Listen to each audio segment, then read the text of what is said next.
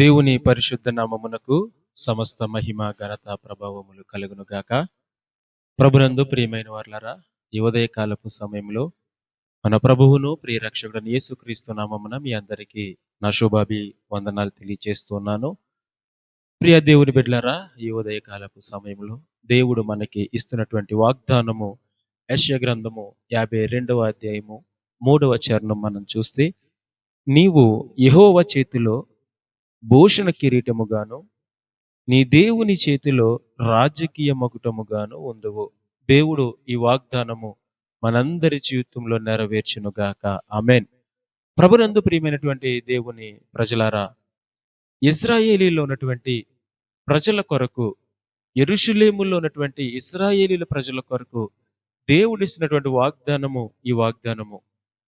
ప్రియ దేవుని బిడ్డలారా, వారి యొక్క జీవితము చాలా దుర్భరముగా, చాలా దయనీయంగా ఉన్నప్పుడు, చాలా కఠినమైన స్థితిలో వారు ఉన్నప్పుడు, దేవుడు వారితో మాట్లాడుతూ, వారికి ఓదార్పునిస్తూ, వారికి ఆదరణ ఇస్తూ, వారిని బలపరుస్తూ, వారిని ఆశీర్వదిస్తూ పలుకుచున్నటువంటి మాట, నీవు దేవుని చేతిలో భూషణ కిరీటముగాను నీ దేవుని చేతిలో రాజకీయ మకుటముగాను ఉండు అని వాగ్దానం ఇచ్చాడు దేవుడు. హల్లెలూయా.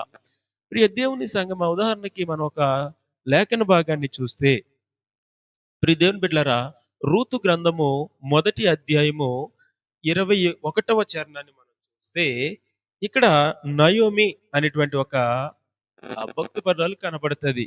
ఈమె తనకున్నటువంటి 2 బిడ్డలను తీసుకుని మరొక ప్రాంతానికి వచ్చినప్పుడు, తన భర్త చనిపోతాడు, తనకున్నటువంటి కుమారులు 2 కూడా చనిపోతారు. తన కోడళ్ళు తను విడిచిపెట్టి వెళ్ళిపోయినప్పుడు, ప్రియ దేవుని బిడ్డలారా, ఆమె మరలా తిరిగి బెత్లెహేమునకు చేరే సమయంలో, ప్రియ దేవుని బిడ్డలారా, ఆమె వెంట రూతు మాత్రమే ఆమెను వెంబడించి మరలా తిరిగి వచ్చింది. నీ జనమే నా జనము, నా జనమే నీ జనము అని సెలవిచ్చి అత్త వెంట వచ్చింది ఒక రూతు. ప్రియ దేవుని బిడ్డలారా, ఈ 21వ వచనం మనం చూస్తే, అక్కడ మనం చూసినట్లయితే 20వ వచనం మనం చూసినట్లయితే, ప్రియ దేవుని బిడ్డలారా, ఆమె సర్వశక్తి గల దేవుడు నాకు దుఃఖము కలుగు చేసెను గనుక నేను నయోమి అనక మారా అనుడి అని ఆ యొక్క నయోమి సెలవిస్తుంది. నయోమి అనగా మధురము. నా జీవితంలో మధురం అనేటువంటి క్షణాలే లేకుండా చేశాడు దేవుడు. నా భర్తను, నా బిడలను, సమస్తాన్ని కోల్పోయాను నేను. మధురము అని అనొద్దు, మారా అని పిలవండి అంటుంది. మారా అనగా అర్థం ఏంటో తెలుసా? చేదు అని.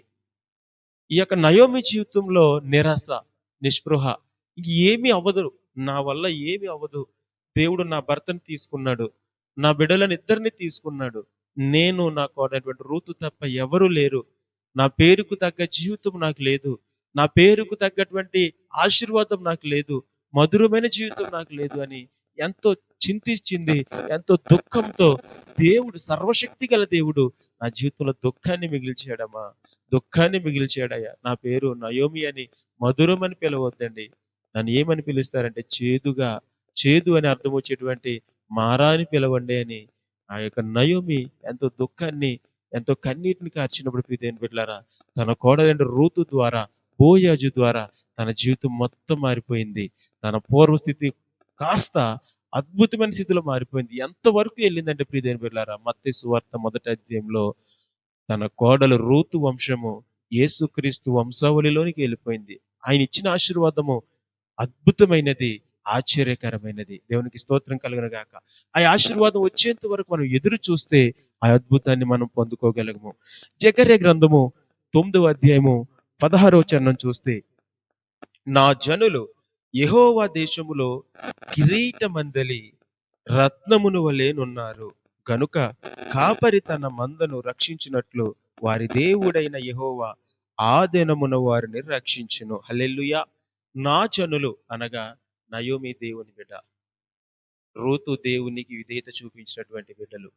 నీవు, నేను, మనందరము, ఇజ్రాయేల్ ప్రజలు అందరూ, మనందరం కూడా, ప్రియ దేవుని బిడ్డలారా, దేవునికి విధేయత చూపిస్తే అంటున్నాడు అక్కడ జకర్యా గ్రంథం 9వ అధ్యాయము 16వ చరణంలో, నా జనులు, నా జనులు. ఎస్, నువ్వు దేవుని ప్రజగా ఉన్నట్లయితే, నువ్వు దేవుని కుమారుడిగా, దేవుని కుమార్తెగా ఉన్నట్లయితే, నీవు ఎలా ఉంటావంటే, ప్రియ దేవుని బిడ్డలారా, కిరీటమందలి రత్నము.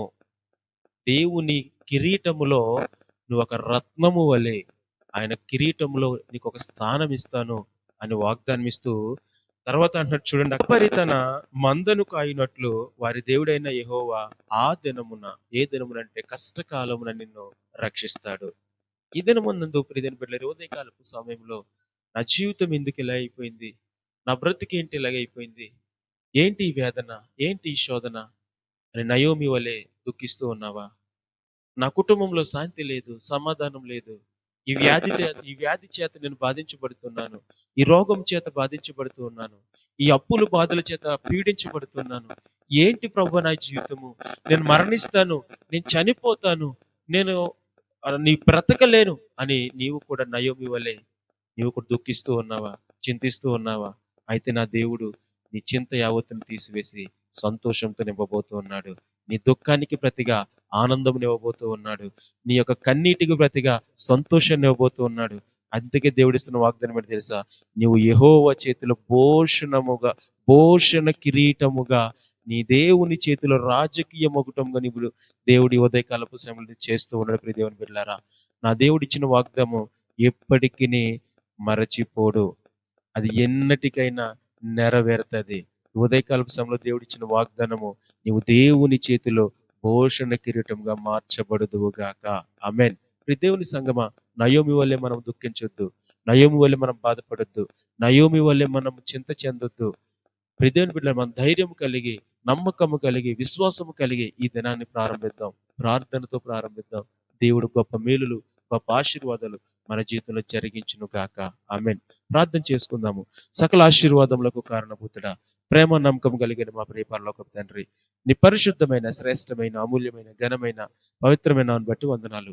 ఈ ఉదయకాలపు సమయంలో తండ్రి, ఈ దినాన్ని ప్రారంభం ముందు నీ వాక్యము ద్వారా, నీ లేఖనముల ద్వారా మా యొక్క ప్రారంభ దినాన్ని ప్రార్థనతో ప్రారంభిస్తూ ఉండగా, ఈ దినమంతా ఈ ప్రభువా నీ కృప, క్షేమము, ఆరోగ్యము, ఆనందము, సంతోషము మాకు అనుగ్రహించండి ప్రభు. నీకు స్తోత్రాలు ప్రభు. నయోమి తన జీవితంలో పడినటువంటి శ్రమ, వేదన, దుఃఖాన్ని బట్టి, తన భర్తను, తన బిడ్డను కోల్పోయిన స్థితిని బట్టి నా పేరు నయోమి అనొద్దు, మారా అని పిలవండి ఎంతో కన్నీరు కార్చిందయ్యా. ఈ రోజున మా జీవితంలో ఉన్న కష్టాలను బట్టి, ఇరుకులను బట్టి, ఇబ్బందులను బట్టి, శ్రమలను బట్టి, రోగాన్ని బట్టి, వ్యాధులను బట్టి, వచ్చినటువంటి ఆపదలను బట్టి, అప్పుల బాధలను బట్టి మేము కూడా ప్రభువా ఎందుకు వచ్చిన జీవితం అని నయోమి వల్ల మేము కూడా దుఃఖిస్తూ ఉన్నామేమో, మీరు కూడా దుఃఖిస్తూ ఉన్నారేమో. ప్రియ దేవుని బిడ్డలారా, దేవునికి ఇచ్చిన వాగ్దానం ఏంటో తెలుసా? నీవు దేవుని చేతిలో భూషణ కిరీటముగా మార్చబోతూ ఉన్నాడు, రాజకీయ మకుటంగా మార్చబోతూ ఉన్నాడు.